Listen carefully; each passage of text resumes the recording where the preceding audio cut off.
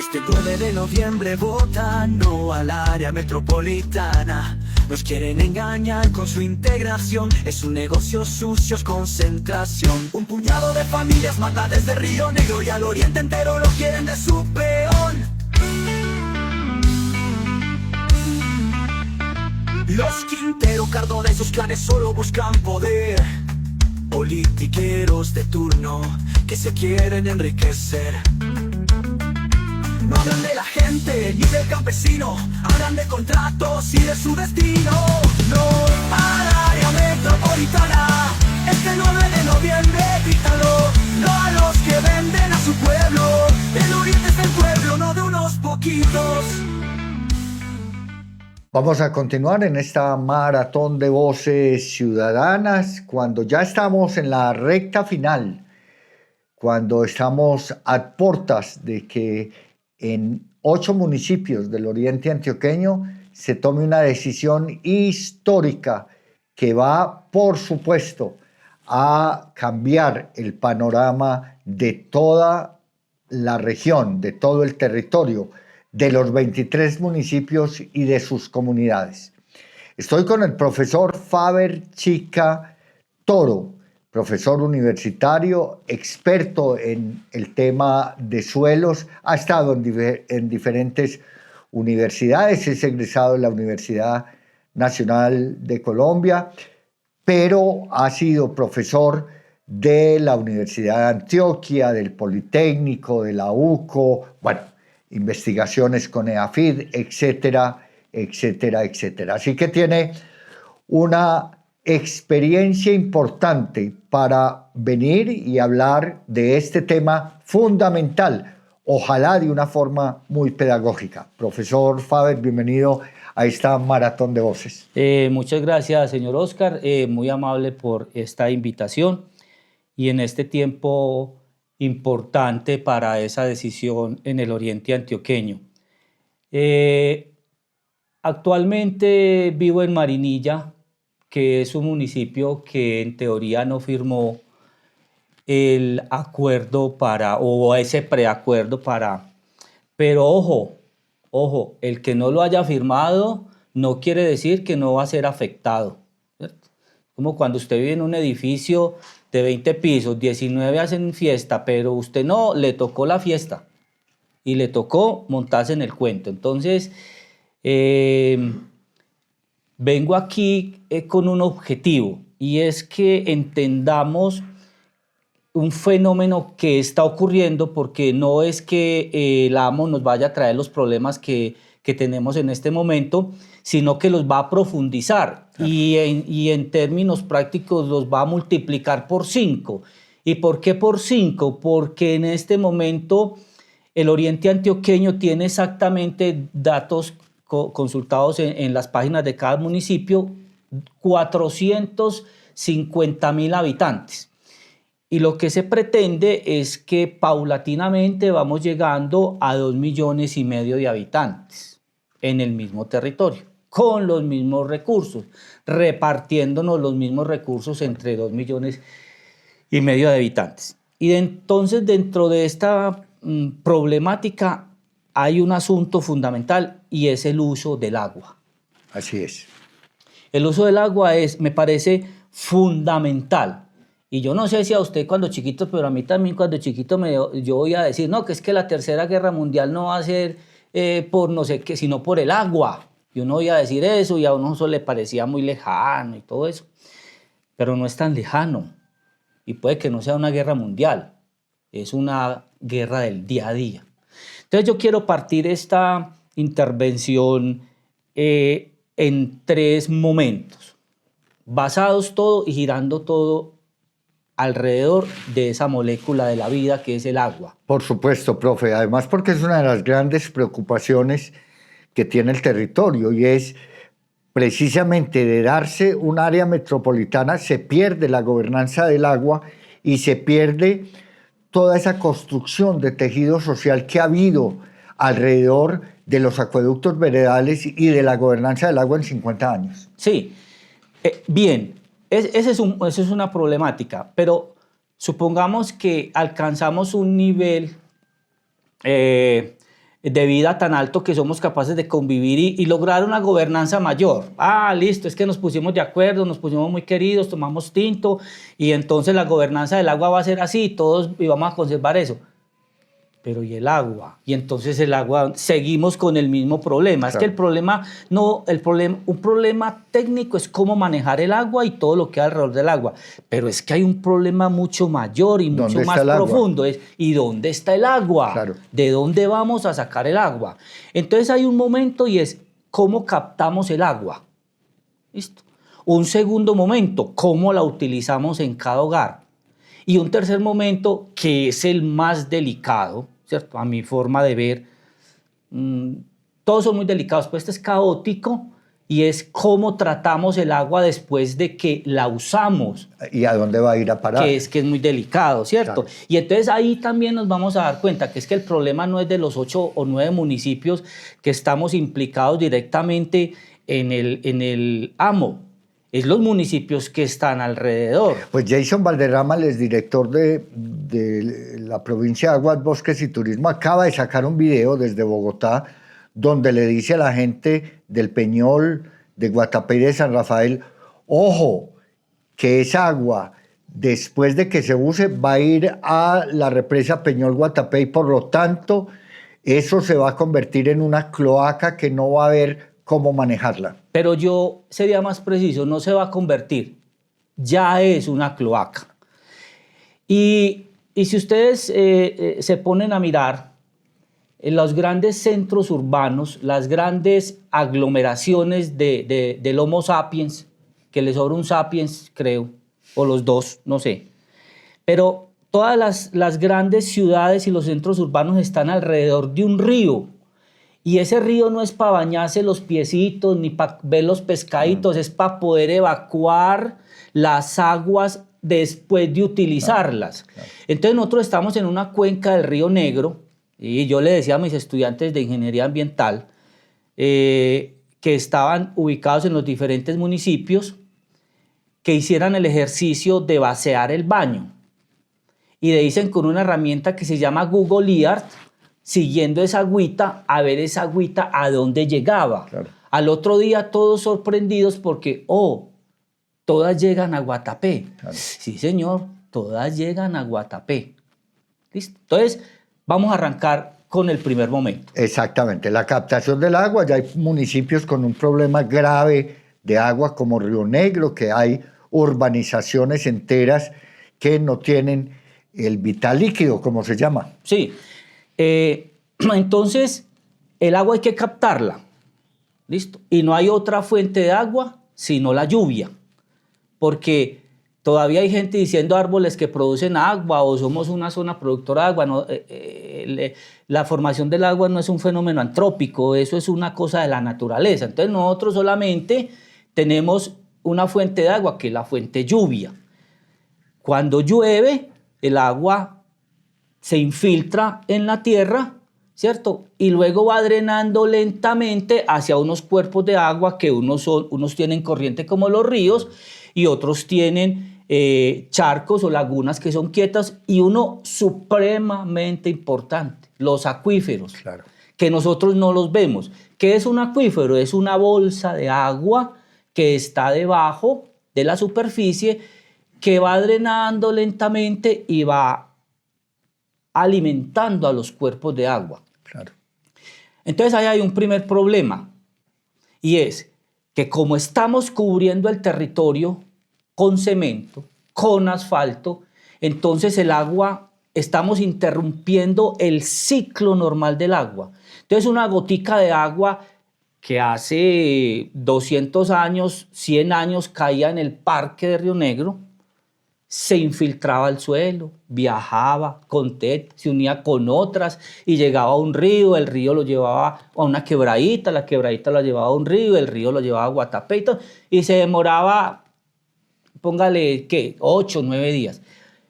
Como ya todo lo tenemos cubierto, entonces esa gotica de agua ya no llega en 8 días a Guatapé o a donde tenga que llegar, llega en un día. Entonces usted ve ya después de la precipitación o en la precipitación, en los aguaceros, esos torrentes de agua por todas las vías.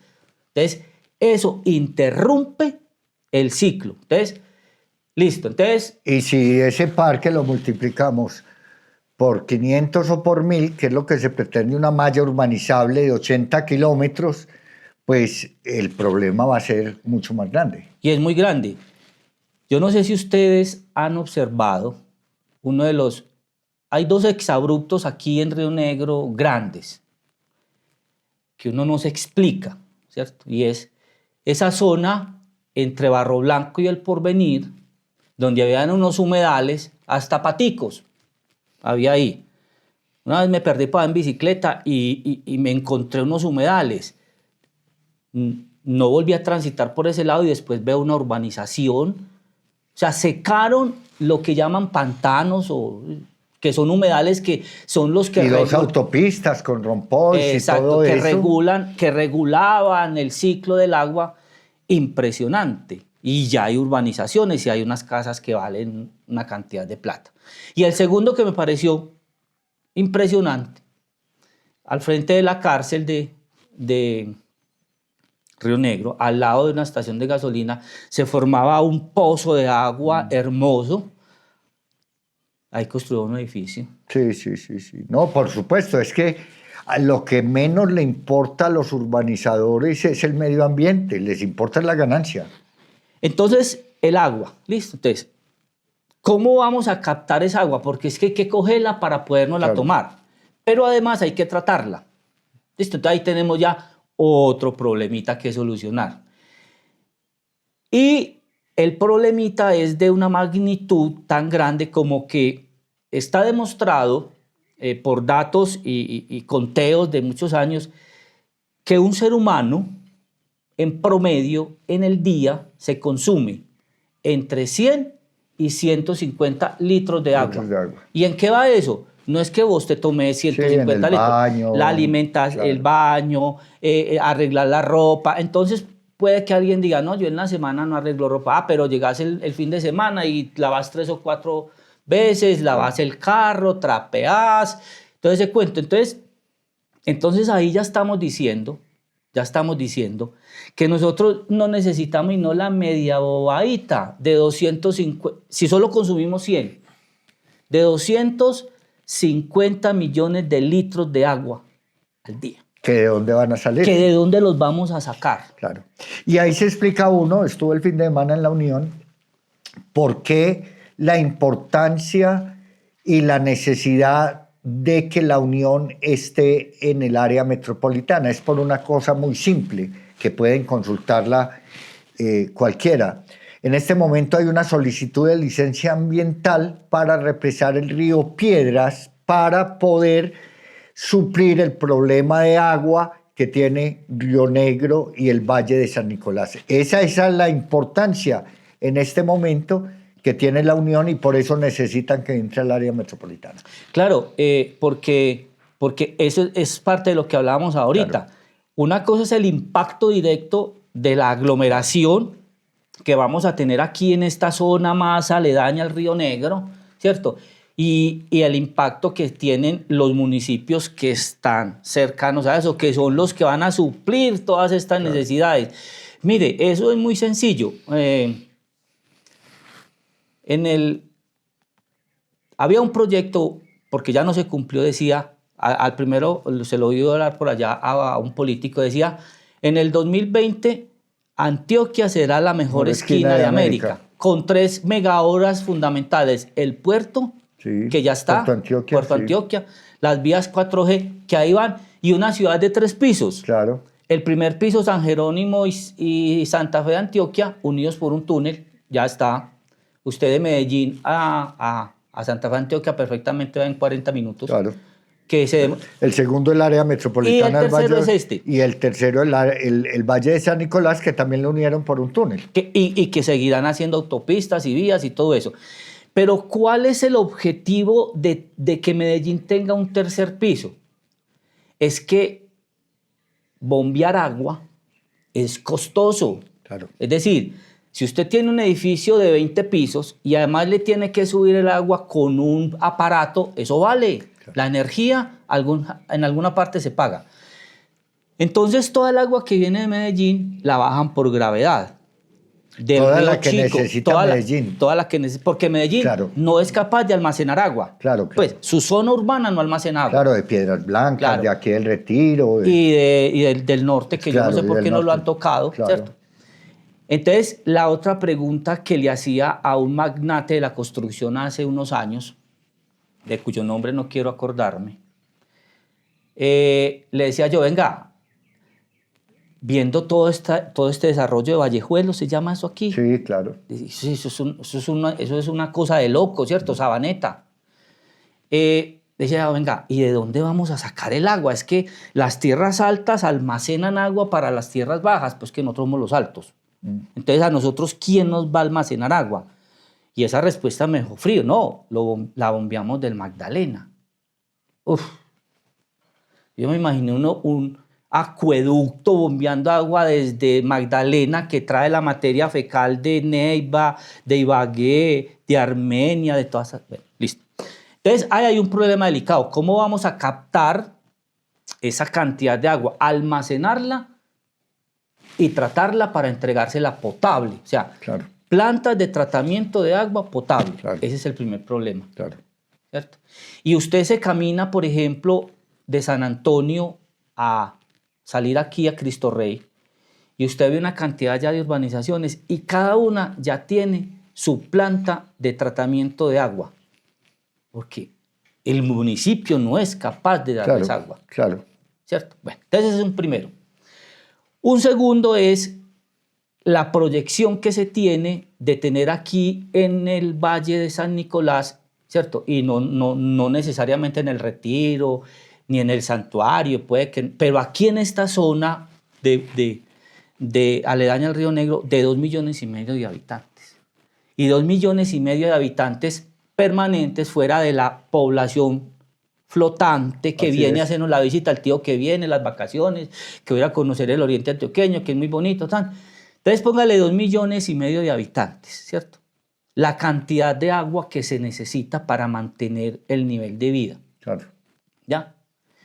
Entonces, ahí hay un problema. Entonces, listo. Ah, pero bueno, lo solucionamos, entonces ya hicimos las plantas de tratamiento de agua y entonces le podemos dar entre 100 y 150 litros a cada persona. Ah, muy bien.